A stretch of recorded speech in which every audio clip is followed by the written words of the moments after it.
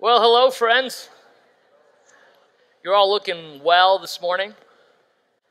We return to our habit series. We're at part 3 of that series. Just now, if you're taking notes, I think we start at page 93 in our journals. This morning, I am taking a slightly different tack with what we're doing. And as I said to you last week, I want to talk a little bit about this habit of going to church, but particularly what's going on with this habit in our society and particularly in Canada. And so the way that I want to engage with that conversation this morning is to invite somebody who has committed to researching this at a pretty intensive level. So please welcome Professor Joel Thiessen from Ambrose, who's with us this morning. Good. Thank you. We're sitting today because Joel was involved in some insanely long squash match yesterday for charity. It wasn't just a match; it was a tournament. Okay, and so you've had a lot of time running around a small room for I did for a lot of hours. I made it to the finals, which was great, but it meant I had to play more, and so I feel the effects this morning. Absolutely. So, well, welcome to our seats. Thanks. So Joel is professor of sociology and at Ambrose. So perhaps you'd like to explain a little bit about what that involves and tell us a little bit about yourself. What drove you to that sort of thing? Thanks, David. Great to be here. This is my 10th year on faculty at Ambrose University. I'm a sociologist of religion. I study religious and cultural trends in Canada. And the reason I got into this, initially I went to university, I wanted to be a youth pastor. Because I was this 18-year-old, I looked at these religious beliefs and practices of my friends and of myself, and I thought I want to speak into those, some of those realities. And I started on that trajectory, and I quickly realized I should not be a youth pastor. This would be disastrous for me, for everyone else, etc. And along the way, I took a course in religion and culture in Canada.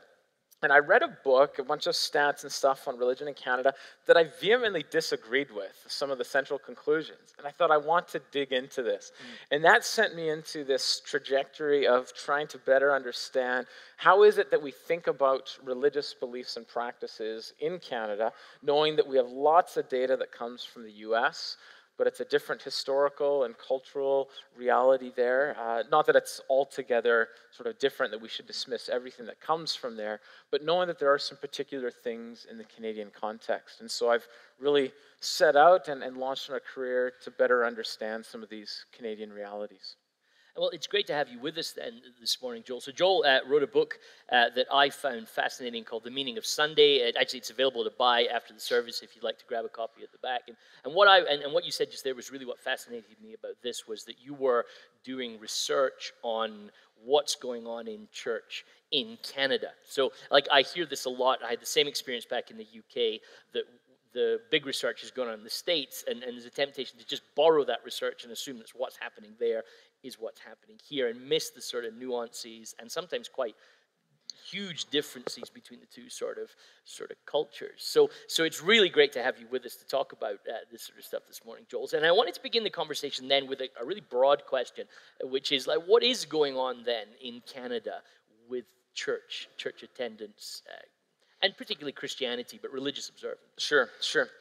So one of the things we know over the course of time is fewer Canadians today attend religious services than in previous generations. This is sometimes hard to realize in, say, a context like this, right? You come, there's few seats available, and you think, wow, churches are growing, everyone is coming, this is great. And it is great. But sometimes we make the mistake of looking at our own experience and say this characterizes the whole. In reality, when you look across the country, fewer and fewer people are attending religious services on a regular basis. About 15% are sitting in a church like this or others on a regular basis, i.e. weekly. About 1 in 2 in Canada attend once a year. They show up every Christmas, maybe every Easter, they may baptize their children, they may get married in a church, but they don't attend any other time of the year. And so I spend significant time talking about this group in The Meaning of Sunday. And then third are those who say they have no religion. About 30% of Canadian adults never attend religious services. Sociologists call this group religious nones, N-O-N-E-S. Always have to make that qualification, especially in these settings. There's always someone thinking, I thought nuns did go to That's church. right, that's right, yes. So this is a regular thing. You always have to Maybe it is a spell out. career for me, after all. It very well may be. And it is the fastest growing group in Canada, in the United States, in Western Europe, and so forth. Those who say they have no religion. So this is a really important trend, I would say, to pay attention to. Two other things I would say about church attendance. One, quote-unquote, regular church attendance looks different today than, say, my parents' or grandparents' generation. Regular attendance in my grandparents' generation probably meant 3 times a week. Twice on Sunday, Wednesday night. Some of you may have recollection of that. Then it was once a week. And increasingly so today, you might come once a month and say, this is my home church. I'm a regular, faithful contributor, so to speak. The standard is shifting over the course of time. And there's all kinds of reasons that contribute to that. But it is one of the changing realities, both in how we measure these things sociologically, as well as within church context, how you build narratives around that.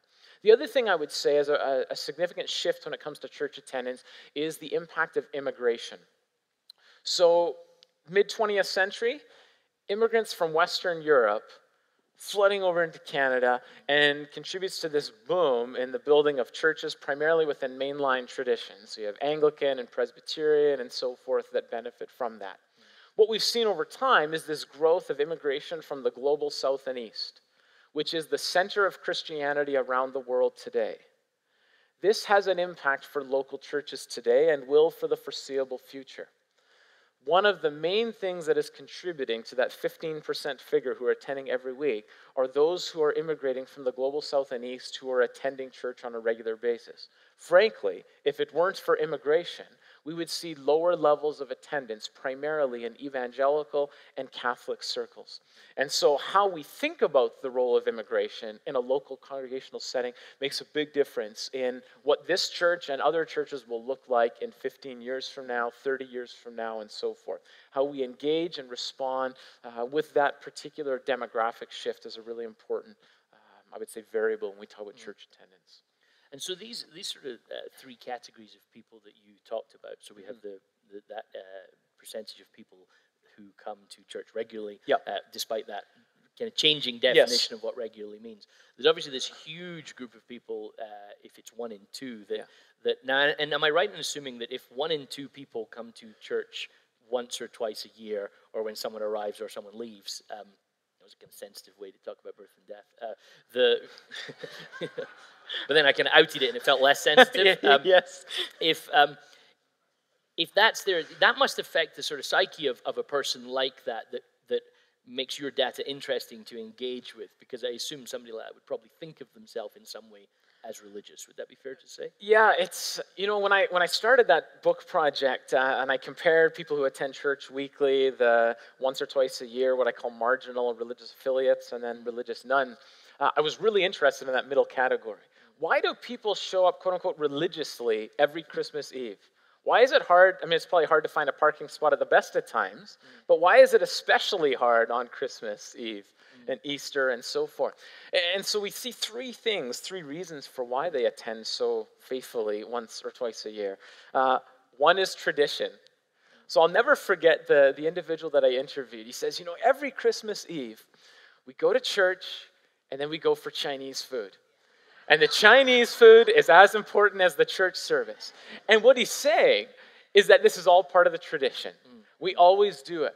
And so the ways in which we think about ourselves and we talk about our experiences tells us a lot about what is centrally important. What the individual is saying is that I'm coming to this service, yes, and this might look like an outward marker of religiosity, but really it's not inwardly a marker of religiosity for such a person. It is simply an honoring of sorts of the tradition that is handed down. Second is family. Why get married in a church? This sounds very crude and pragmatic, but mom and dad are paying for the wedding, and the pictures will look really nice in this beautiful stained glass church building. And there's all kinds of things. That's why we don't do a lot of weddings. Yes. Though you do have the nice graphics back there that could really augment. You just zoom in the photos. But family plays a powerful role. Grandma would be disappointed if we weren't all together on Christmas Eve. This shows the power of family and social ties to shape the ways in which we behave. And then we come to this interesting one of sacred space. Some people come once or twice a year because they believe that they are engaging with the God in a sacred space that's different than when they're out in the mountains, even though they talk about that as an important place whereby they connect with the sacred and divine. Now, you might ask yourself, well, if this connection with God is so significant in this sacred space once or twice a year, why not come more often, right?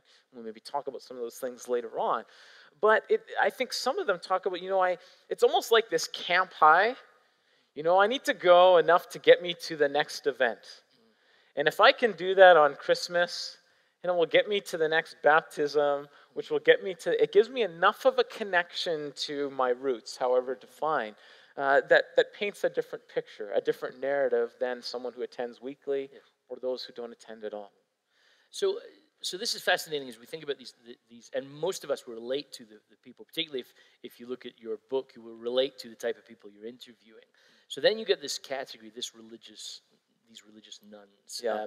And for many, particularly if someone's been around church longer, if somebody's maybe perhaps a little bit older, that will be a really interesting category. So, and we're seeing this change, I think, sociologically, where that might have been 20 years ago somebody that just said, I don't go to church anymore. Whereas now I think what we're seeing is people who are being raised with no connection with church, which creates its own sort of interesting sort of sociological features. Do you want to unpack that grouping just a little bit more that might help people understand? Yeah, so I talk a little bit in the book about religious nuns in this respect. I'm also working on a project with a colleague at the University of Waterloo where we talk about and compare religious nuns in Canada and the United States, and how are they similar or different, what are the trends to this point, how do they think about the world, where might this lead moving forward.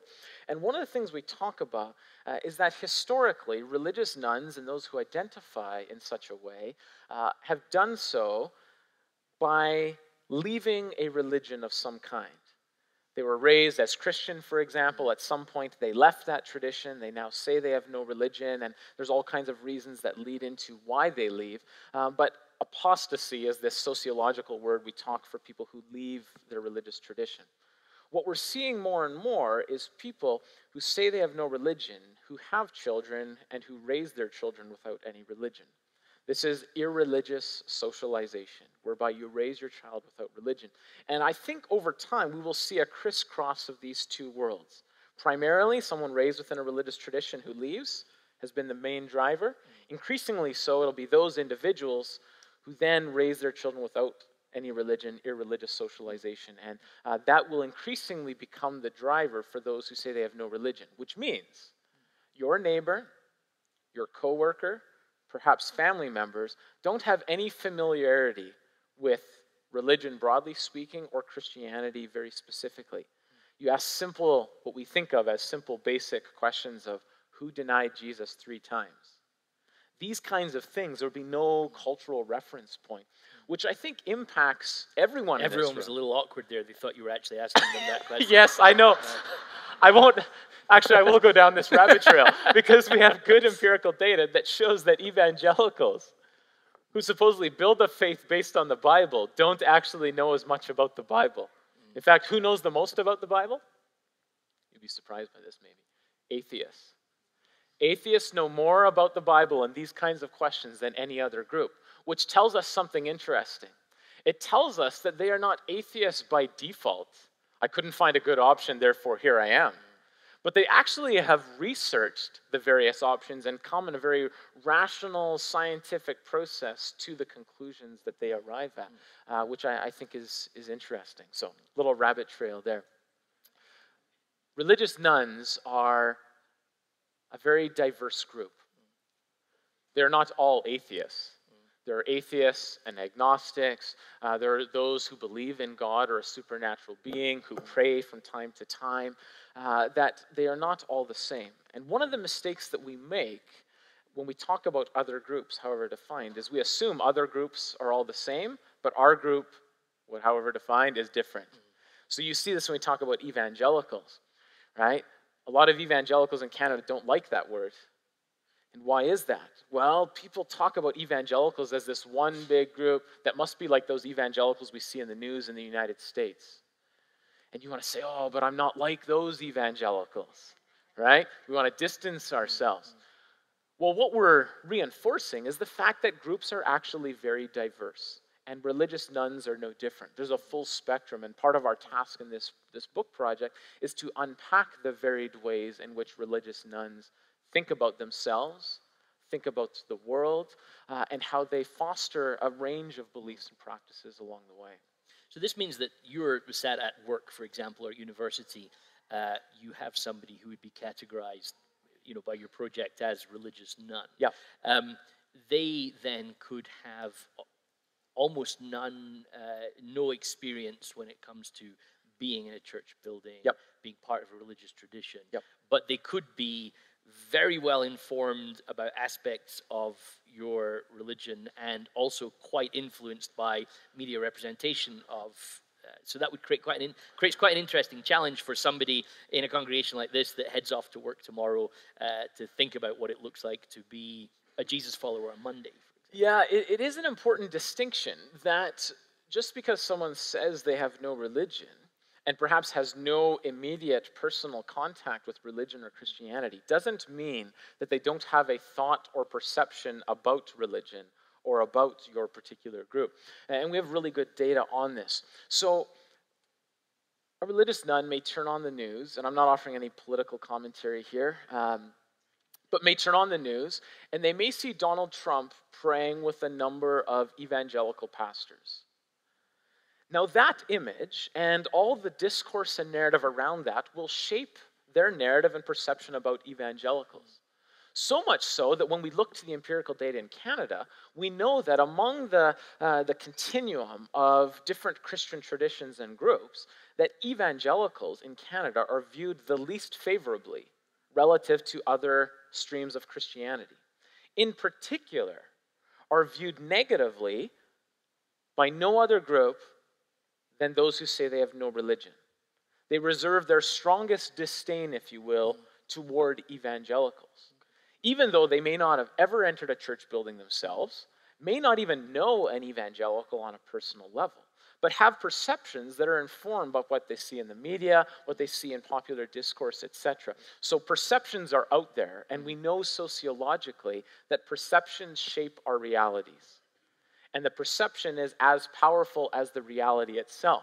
So if you go to work tomorrow and you're engaging with someone who says they have no religion, and perhaps has negative perceptions about evangelicals, I think it's prudent, it's wise to be aware of what those perceptions are, to have an understanding of what is the cultural landscape that I'm working in. We talk about missionaries going overseas.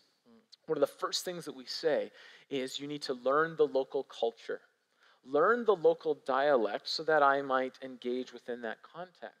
And I think within the Canadian narrative today versus half a century ago, that we need to learn or relearn what is the local cultural narrative and dialect so that we can meaningfully and appropriately and not naively interact within those settings. It feels like as you say that there's a if I'm understanding your research properly, there's another complexity that goes in there in Canada in particular. And I think you drove this as quite a major factor in your book. So you have this desire, perhaps, for a Christian to learn the cultural landscapes. How do I engage meaningfully? But then a common feeling that we see come back from almost all three of your research groups, in that sense, is that religion is a private matter, not something to engage with on a public level. Would that be fair to say? Yeah. Let me share a story. I was on a flight a couple of years ago from Regina to Calgary. I was speaking with a church there in Regina. On the plane, I'm working on a presentation that I'm giving at Ambrose on the Monday morning. We're descending into Calgary. We're asked to put our computers away, and I do so. The individual beside me leans over, and he says, "It looks like you're giving a presentation." I'm very much an introvert in these settings. I'm not looking for conversation. I'm happy to keep this to a minimum.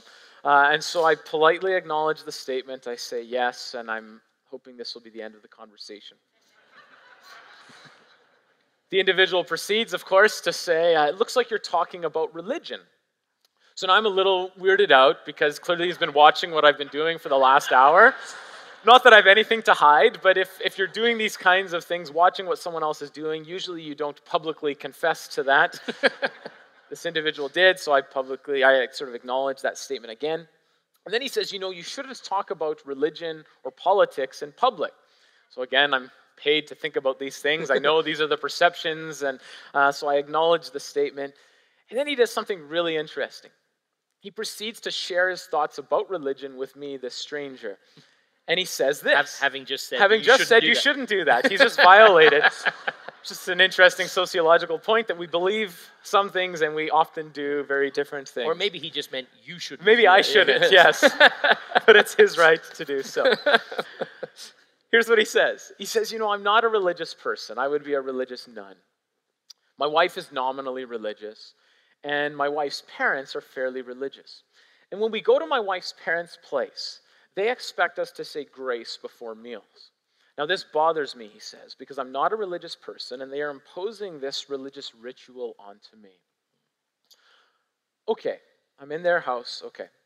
When they come to our house, they also expect us to say grace before meals. Now, this really bothers me, because now you're in my own private dwelling, where I don't believe and I don't practice, and you are imposing this ritual onto me. And I think this narrative captures really well what we know from the empirical data on religious values and beliefs and sensibilities in Canada. And it's simply this, that religion is a private matter. We don't want others to impose their religious beliefs onto us. You can believe what you want, you can practice what you want, but don't impose it on me. Don't bring it into the workplace. Don't bring it down the street and knock on my door. In fact, this is the example I heard more than any other. That 9 a.m. knock on the door on a Saturday. We don't like that. Okay? And you're all laughing because you get it. You understand. This is part of our sensibilities. We don't want religion in politics. This is a major difference between Canada and the United States. Now, you might think, well, this privatized narrative is only for religious nuns, or it's only for those who attend once or twice a year. But what we know from the data is that it actually impacts most, if not everyone in this room. When you come on a Sunday morning and you hear David preach, he'll advance some ideas on how you should think about Scripture, on how you might think about controversial topics, on what it might mean to your own personal life when you walk out the doors here. And more often than not, what will happen is you will sit there, you'll hear what's said, and sometimes there will be what we call a cognitive dissonance, a difference between what you believe already to be true and what you've just heard. What will you do with that cognitive dissonance? What we know more often than not is you will probably say politely, because we're good Canadians, thank you, David, I appreciate what you've just kind of laid out there for us, but I'm going to disregard what you've just said. And that's it. It's only the 11:15 service. Yes. These people are lovely. These people are the exception. Yeah, they're lovely. Yeah, okay. This is our secret. It is safe here. So the 11:15 service, we'll walk out. And we'll continue to believe what they believed before that particular service. In other words, what we are doing is we are privileging the individual to become the expert authority on said topic. We don't want others to tell us what we ought to think and believe on all kinds of controversial topics.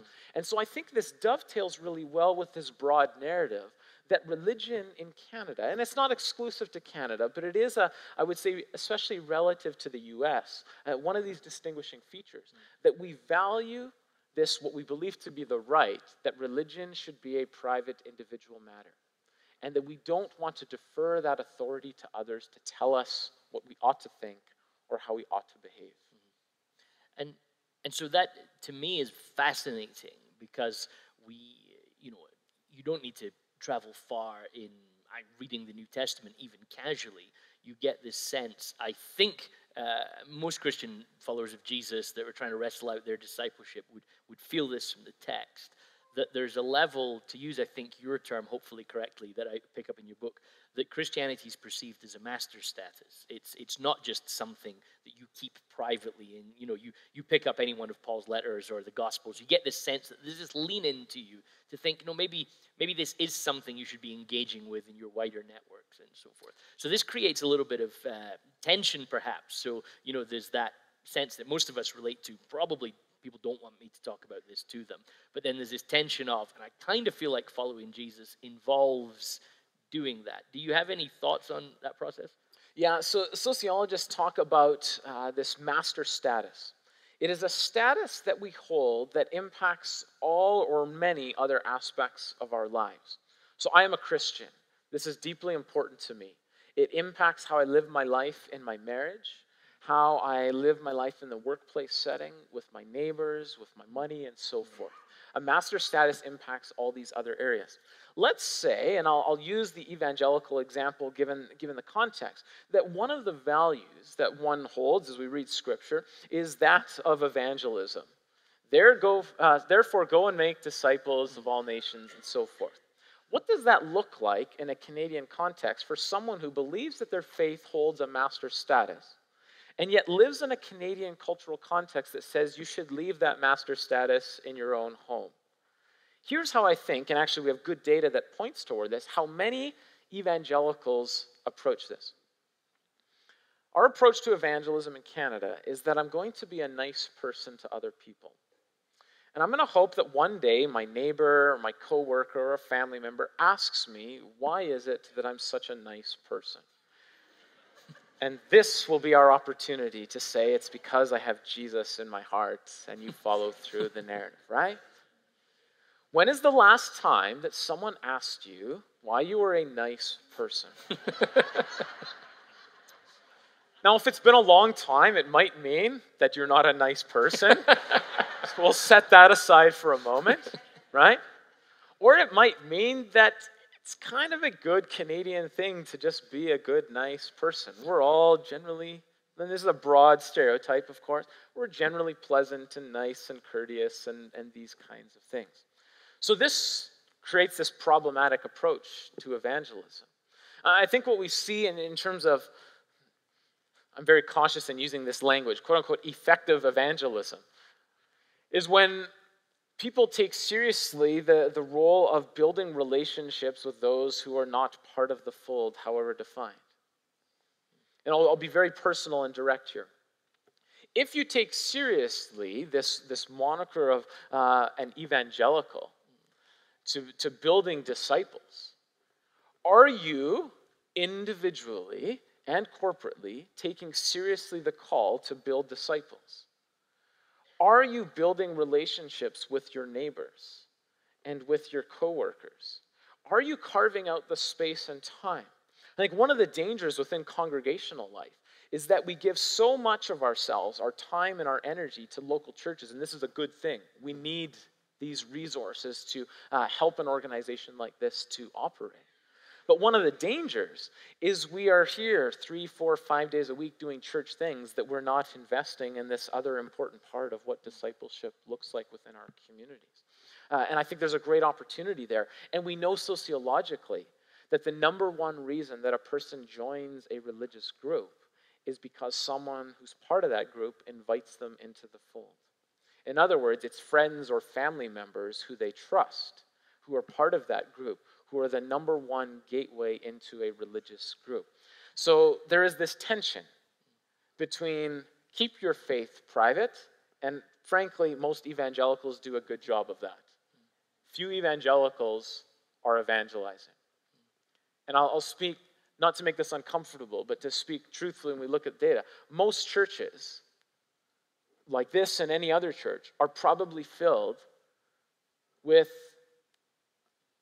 people who have children and can retain them, so you have a youthful congregation, or transfer growth. But very few comes from conversion. And we sometimes mistake the size of our congregation for being an effective evangelism kind of congregation. And I think those congregations who are more effective within this regard really capture the heart of everyone in this church has a responsibility, theologically one might argue, and even sociologically, to take seriously this call to building relationships, some serious long-term relationships with those who are in our sphere as a way of, I think, both honoring and responding to the cultural narrative that we're in, but also honoring the theological convictions that one has. It's a delicate but very important dance to make, so to speak. And it fascinated me again as I was engaging with your research that this sort of breaking, or now let me think of a better way to ask the question, but if you treat faith as an exclusively private matter, one of the places that you see this impact very strongly is in children and in your family. So the impact of how you relate as an adult or a parent to your religious faith actually has huge impact on what then goes on with your children. Is that a fair assessment of what you're trying to seeing in the research? Yeah. If you don't remember anything else, remember this: that parents are the number one influence over a child's faith development. We know that it is relatively rare where a person comes to faith later on in life. The ways in which they are set up, the roots that are established within their childhood and teenage and young adult years, plays the greatest role long term. But related to that, families, parents who take seriously their role in effectively raising their children is absolutely essential. Parents who model and demonstrate and train and teach their children in the things that they believe are important plays an important role long term. It's one thing to tell your child that it's important to go to church, to send your child even to Sunday school while you stay at home. You have sent a mixed message. And I'm not judging here, I'm just describing what we see in some of the trends. If hockey or soccer or baseball or whatever it is takes precedent in such a way where you come to church once a month, you are communicating something to your children about the role of church and of religion and of your faith as a master status relative to other things. And so as Adam was talking earlier on about these habits, we know sociologically that the more often you attend, the deeper these habits stick. In fact, monthly attendance, in terms of all kinds of beliefs and practices, tends to align far more closely to those who attend once a year than to those who attend on a weekly basis. So these kinds of things are really important. I was sitting in the back there in this service, and I was looking at the individuals who are helping with sound and media, etc. And I chatted with Keegan. Keegan, 12 years old. Yeah. Working the PowerPoint. And I'm thinking to myself what we know from different data. And I asked Keegan, I said, how long have you been doing this? His answer was amazing. He said, since Ash Wednesday of last year. What a precise answer. Right? What a precise answer. But this is important sociologically, because the level of involvement, not just in the home, but then within church settings, plays an important role in helping to reinforce religious beliefs and practices long term. Now, none of us in this room know how Keegan will turn out long term. Okay? Sociology is not this 100% we can predict everything. But we know from different data that the odds are in his favor, given the kinds of involvements that he has here. And so congregations who come alongside parents and provide the spaces for young people to be involved and to have meaningful levels of involvement. We talk about keychain leadership in areas of youth ministry. Keychain leadership is the idea that there are sets of keys, physical, literal keys in this church that open the building, open different doors within the building. Who has those keys? And who are those keys being shared with within the congregation? And when you involve and pass that on to other people, children, young adults, youth, and so forth, this plays a very important role both for that person's faith development, but also for the congregational sustainability long term. And you always have to think as an organization in both of these directions. So in our church, we're a smaller congregation. We believe very strongly in intergenerational worship and intergenerational ministry. For us, this looks different in a variety of ways, but one of the things that it includes is that we have some 7 or 8-year-olds who take the offering. So they come to the front with the baskets and they pass them through. The real litmus test of how well a congregation embraces intergenerational ministry and including and passing on the keys is what you would do if they were walking down these aisles and they dropped the pail, the bucket, etc., and the money went everywhere. How would you respond to that scenario? And when we talk about faith development, we have to ask ourselves at a congregational level, at what cost are we unwilling to pass on the keys? And to not mistake that for the role of the parents, but to see it as an important role to come alongside parents. And so I return kind of full circle to the first point. Parents are the most important essential variable in all of this.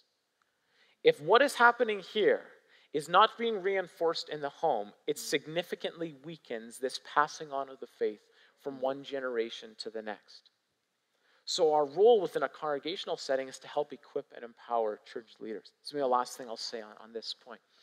When I was speaking in Regina one time, I typically speak with church boards and leadership groups, and they want me to come in and talk about all the data, all that boring kind of stuff, and then what it means in their setting. And this one church asked me if I would do a Friday night thing with parents. I thought, I don't know if parents are going to want to listen to some boring sociologist yap on about some data and numbers and that kind of thing. And so I kind of resisted at first, but they persisted in wanting me to do this. So I said, okay. And I was shocked when I showed up on a Friday night that 70 parents showed up to listen to some sociologist talk about these things. But it spoke to me there of how eager parents are to learn and to gather some resources that would help them in this way.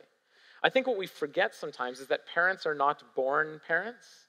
Those of you who are parents understand this. You learn by trial and error. And you don't know what it entails to raise your children in the ways of your faith. And I think the church can be a really helpful resource to help equip and empower parents within that regard so that within the home, they can effectively do these kinds of things. It's fascinating, Joel. And I think that as we...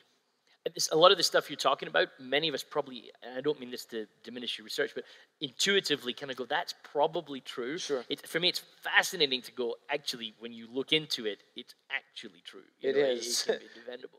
And it's hard work. Yes. I don't mean to make it sound like this is just easy. Yeah.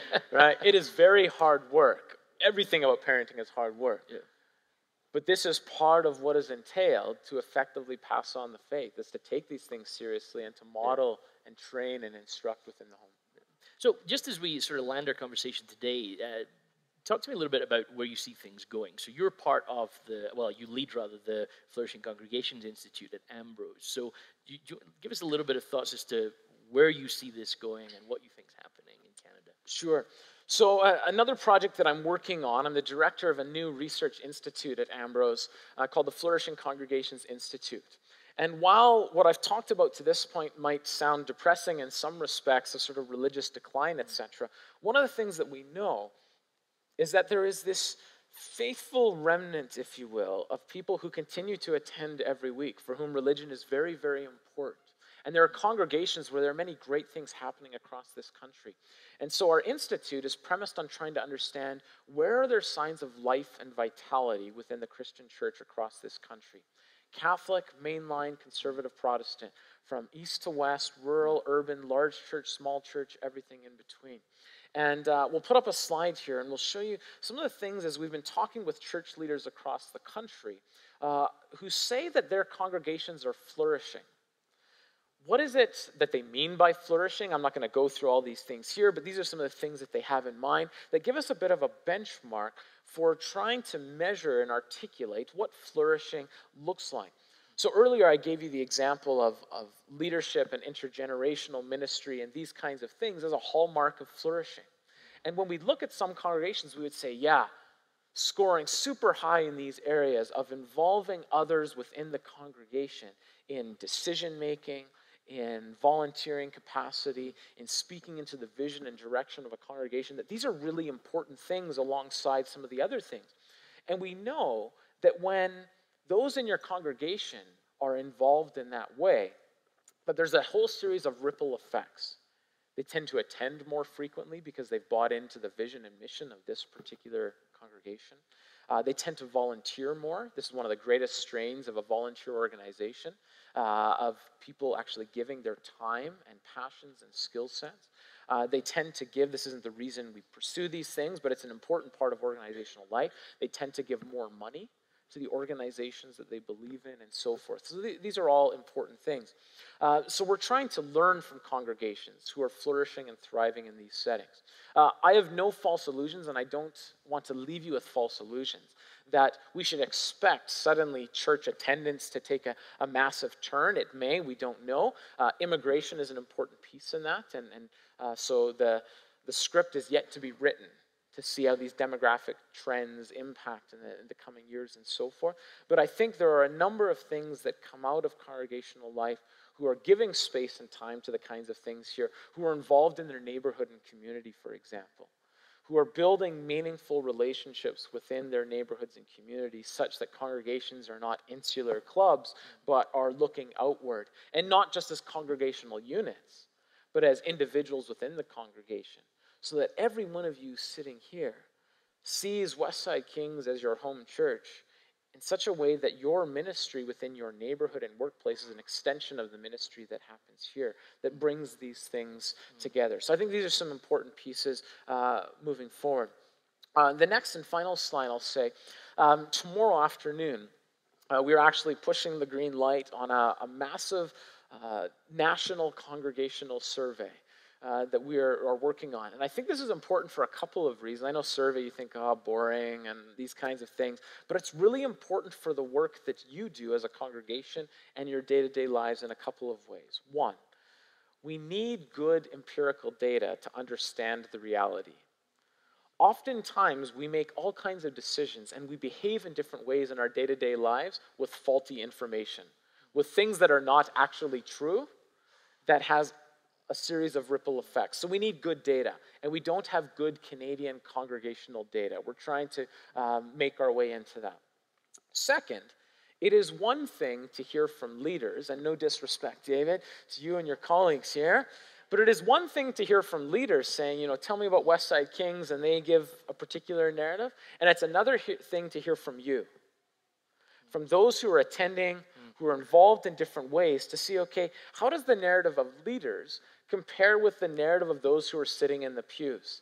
And there's all kinds of things that we can learn about demographics and pathways into attendance, of your own read on that, the things we saw on the previous slide, etc., that I think can help not just our broad understanding of church life, but can help an individual congregation. The starting point for a congregation, I think, to make important decisions moving forward is to evaluate the current reality.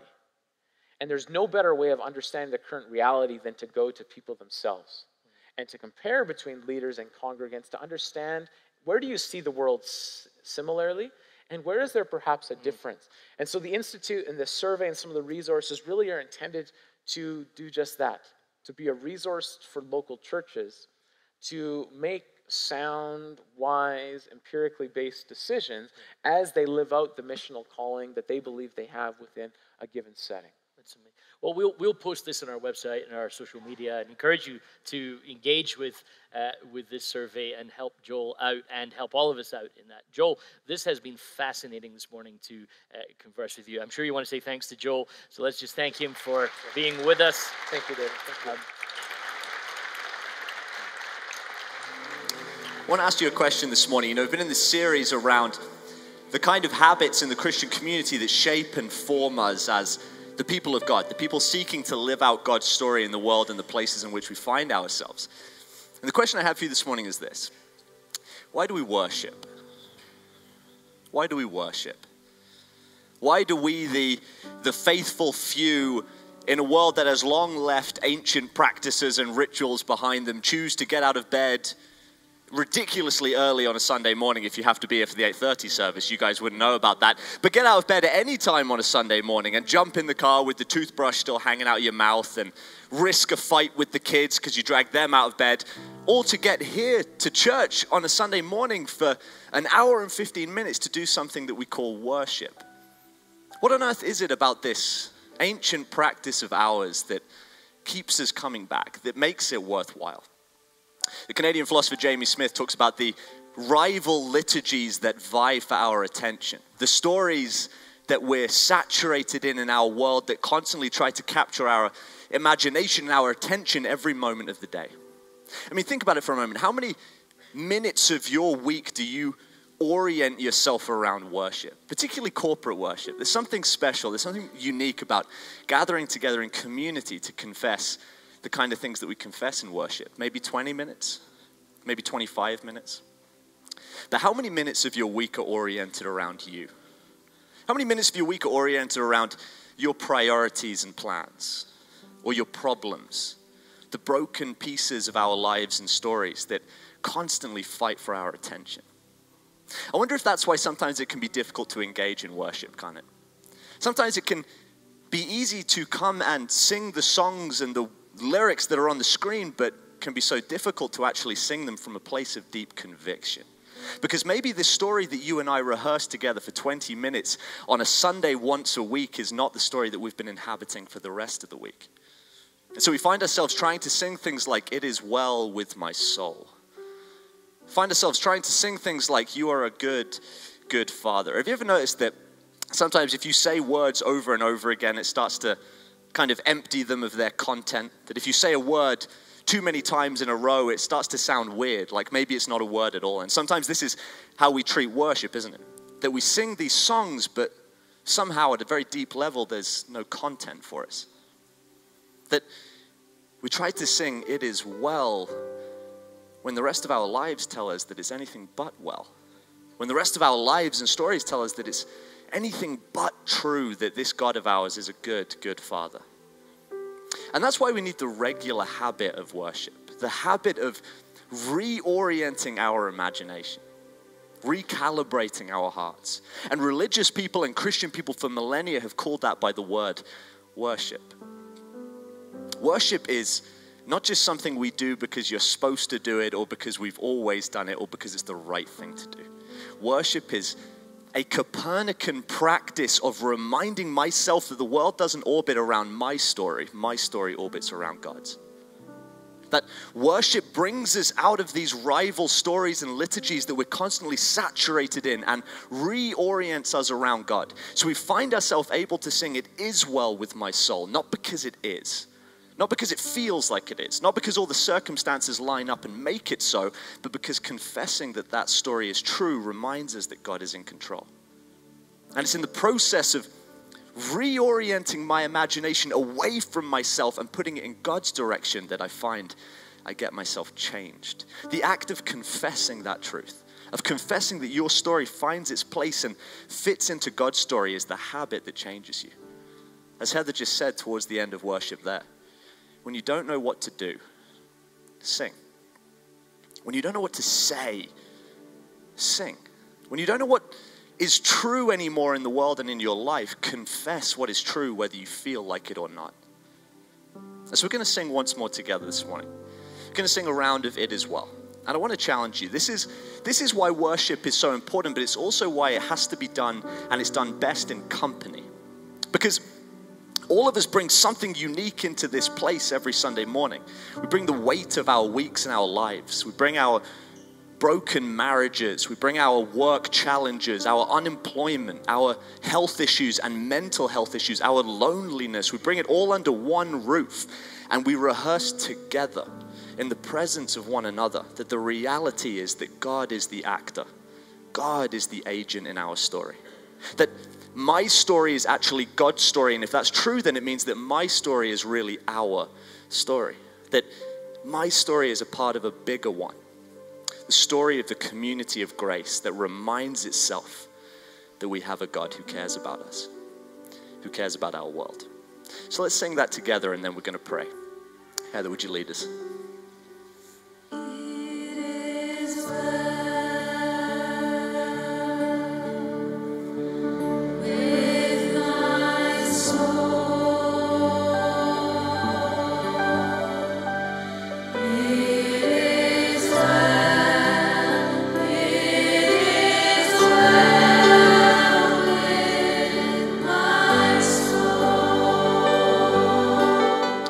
Father, we thank you that we can come into a space like this, that we can bring our lives and stories, whatever place or season we find ourselves in, and we can bring them into the story of God. We can bring them into the story of Christ, who is passionately attentive over the details of our lives and stories. Father, we thank you that when it's so difficult to say that it's well with my soul, when it's so difficult to confess that as true, we come into this place and we share our lives with the people around us, and we dare to confess that it is true. That it's true most especially when it feels like it isn't true. That no matter how we feel, no matter what we bring into church on a Sunday morning, we come to remind ourselves that we are a part of your story. That you don't orbit around our stories, we orbit around yours. That the truth of everything in our life, the truth of everything in our world that can feel so disruptive and changing and transient is found in Christ. You are the way. You are the truth. You are our life. We thank you for that. And we praise you today. It's in your precious name that we pray. Amen.